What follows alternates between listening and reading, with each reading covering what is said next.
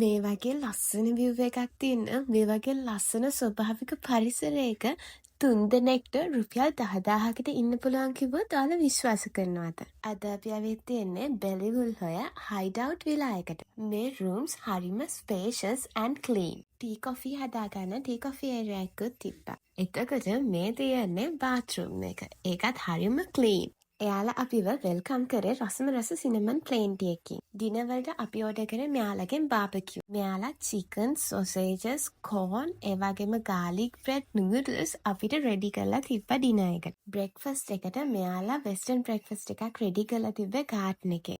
view එක, nature එක, accommodations විතරක් නෙවෙයි මෙයාලගේ කෑමත් හරිම රස.